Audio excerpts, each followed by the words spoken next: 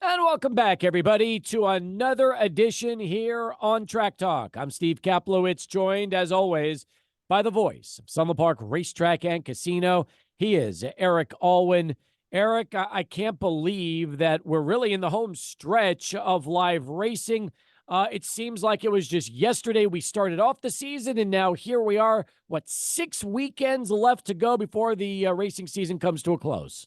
Yeah, it seems faster than most seasons. Maybe because we had the Sunland Derby so early, but the stakes races keep reeling off each and every weekend, and it's all going to be, closing on Sunday, April the 7th. And after Dustin's work of reshuffling the deck of cards, so to speak, closing weekend's going to be a lot more exciting than normal. And I got to tell you, Steve, after being in this game for 50 years, I saw something that I never thought I'd see last Saturday when we watched the Saudi Cup. Tell me about it. Gas. Well, Todd Fincher had a horse in it, one of our very own horses, Senor Buscador, who happened to win the Curabo Stakes last year here. And it's a horse from that same family tree of Runaway Ghost and so many others, Sheriff Brown. A lot of great horses have been thrown out of the mare Rose's Desert. And Senor Buscador is the latest one. And he's been picking off races kind of left and right, or being second or third in major races throughout the country. And before last Saturday, he was second in the World Cup race at Gulfstream Park.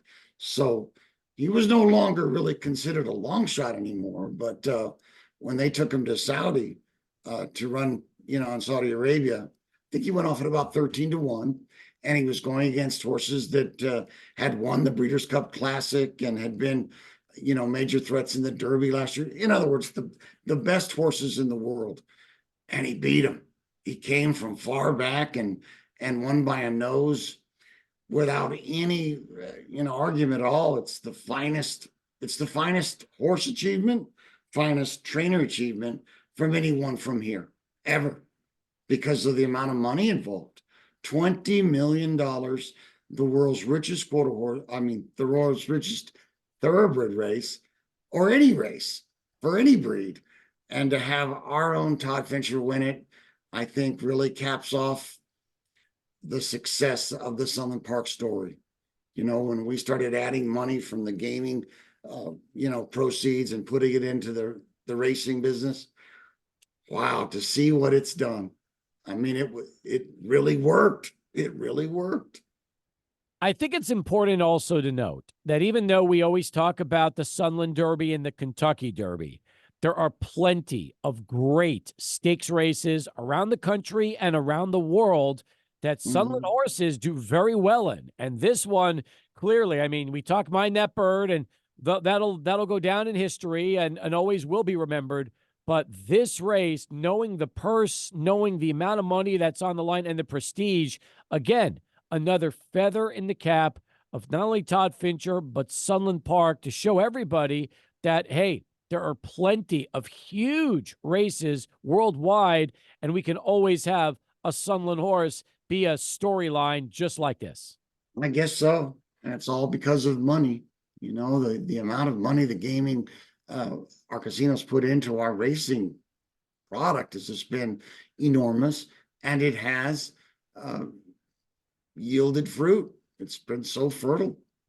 And to win that race for a Sunland Park horse out of a New Mexico bred mare, Steve, that's another thing. And now, of course, she's throwing all these Kentucky breds because she's being bred to Mineshaft and Gun Runner and the likes. So Rose's Desert really isn't a New Mexico bred anymore, but she once was, and she won races here. So it's one of the greatest stories of a locally raised, locally bred, locally born runner. And I'm sure that the Peacocks are so happy. Joe Peacock Jr. is now the owner. And there was such interest in this horse, Steve, that a couple of rich Saudis anteed up $800,000, leasing a small portion of Senor Buscador for that Saudi Cup and the Dubai World Cup.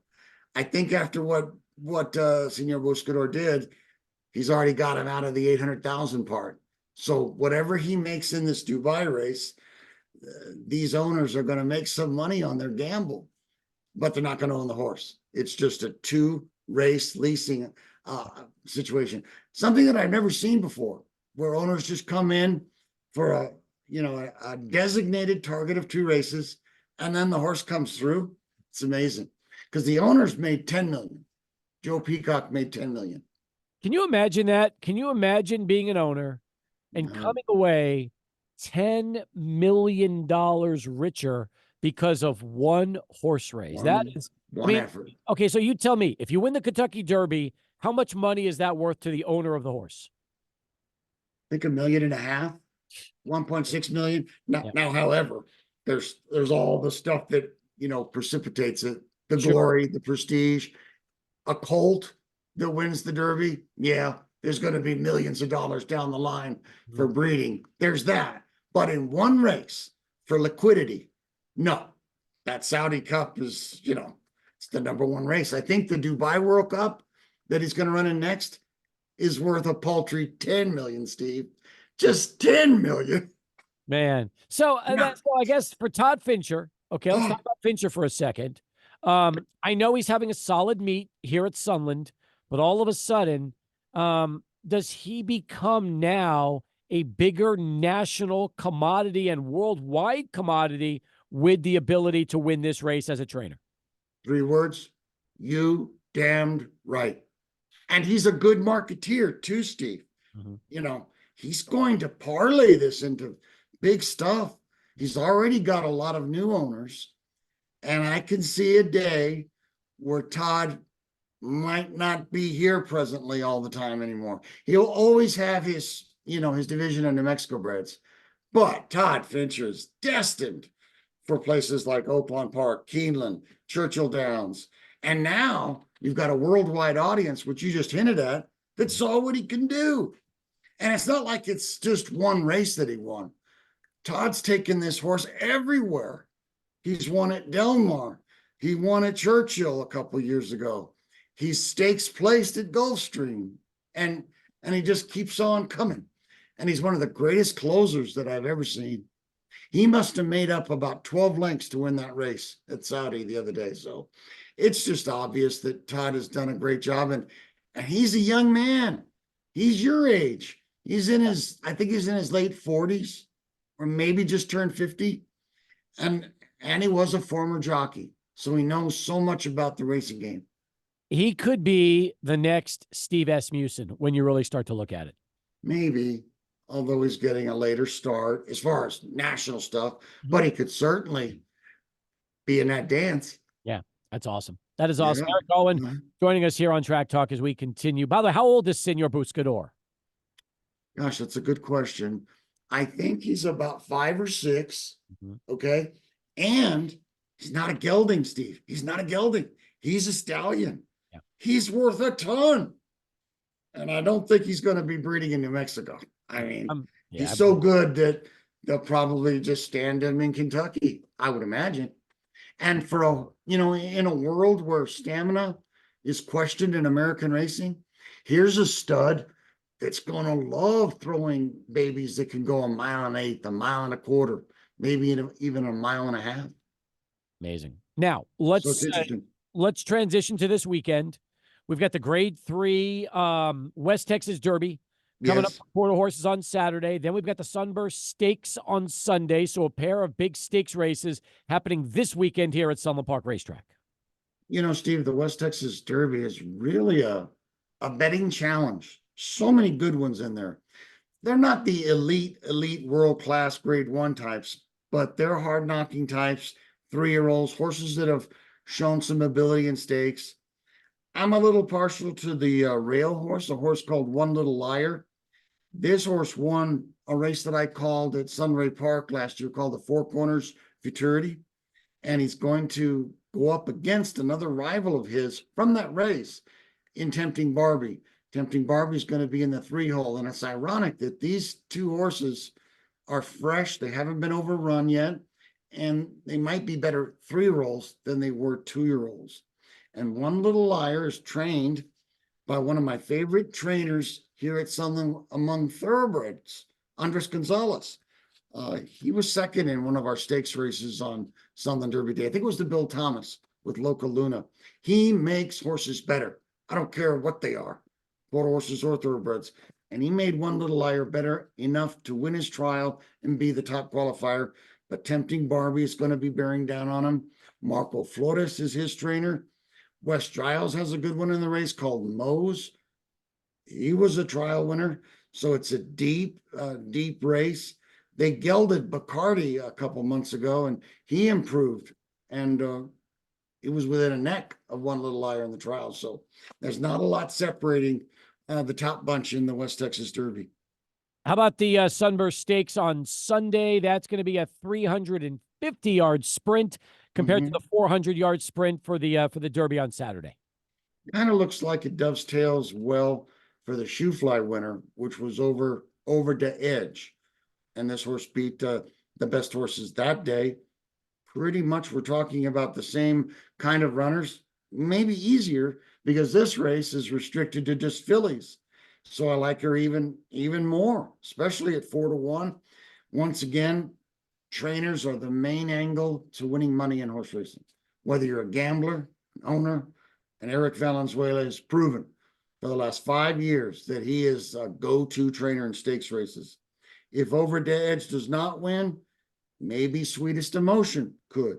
Sweetest Emotion was about this far behind Over the Edge in the Shoe Fly, about a neck behind. So she's really in the conversation. And her trainer is James J. Gonzalez III. How many times have we spoken about, how good a trainer that young man is? So with those two horses, I think you have the key to the race. I'm excited about it, as always. Good stuff, Eric, giving us tips. Thank you, Steve. Before you know it, next Friday, so March 8th, then we've got the Curbo and the Albert and Henry Dominguez Memorial. So, and that's going to be a fun day for thoroughbred racing fans. Hopefully the Curbo will fill. The Wincham Lad did not. We're kind of, crossing our fingers on that. It's been so hard to get open races to fill. Non-New Mexico bred types. Oh, I'm sure the Albert and Henry Dominguez will fill with 12 because that race is restricted to New Mexico bred thoroughbreds. But we're coming down to the key part of the season with a lot of season-ending championship races. Big news with the West Texas Futurity. The trials that day that we have for it could have as many as 17, 18 trials in one day. And that's on March 17th. And I'll keep you posted as to what happens there. Look That forward would be to a it. record, by the way. Oh, my God. I'd never heard anything like that before. That is unheard of around here. It's unheard of. That's like Ruidoso does. And this is the 64th running of the West Texas Futurity. So there's hope. It's just that we need help in the open thoroughbred division. And somehow we're going to figure out a way to get it done because obviously we're producing open horses that can win $20 million races. Why can't we have a few of them here? That's my question. Great stuff. Eric, we'll do it again next week. Thanks so much for the time Steve. here on Track Talk. Much too kind.